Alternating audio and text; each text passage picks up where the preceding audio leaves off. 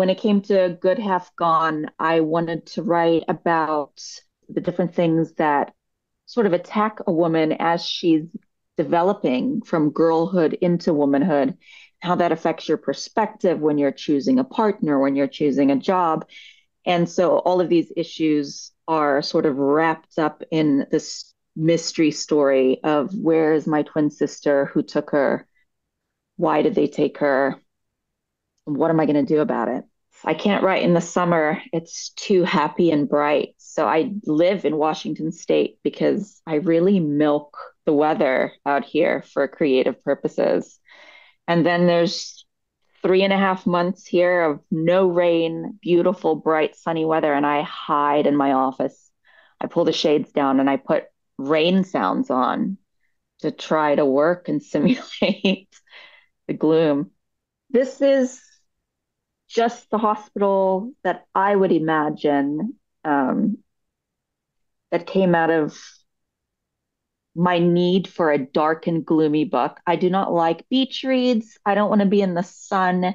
I always want to be reading about dark, gloomy places.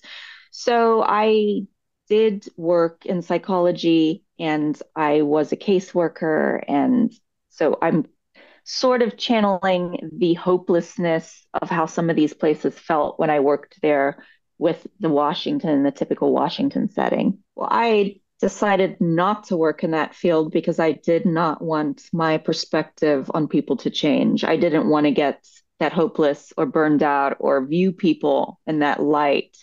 So, I mean, I chose an entirely different field. But when I write about it, it's very factual about what I saw. You can't possibly know the heart of these people or the minds of what the mentally ill are going through. So I try not to talk about anything other than the personality that they would show you and the same dignity you would give a relative or somebody that you love that was in this position, which my dad was. Um, and my dad was mentally ill, but also so funny and intelligent and had the richest personality. So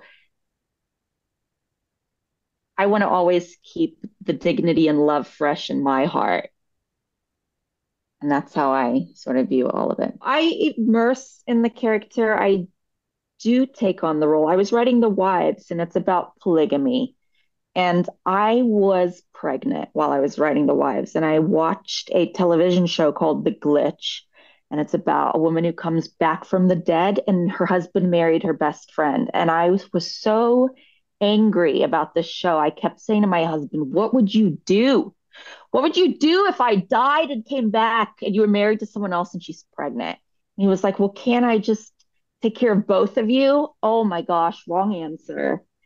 It drove me to write this book about polygamy because I was so rageful about what my husband do if I came back to life after dying. So, I mean, I was mad at him the whole time, and I was having dreams about him bringing home new wives, and they've got these pregnancy hormones. So I just leaned in. Again, if I'm going to suffer, we're going to find a way to incorporate this into my career. So yeah, I lean into whatever it is to get really dark and gloomy. And the only people I protect from that are my children, but my husband is fair game. Like, you're going to get it. You married me. Tough luck.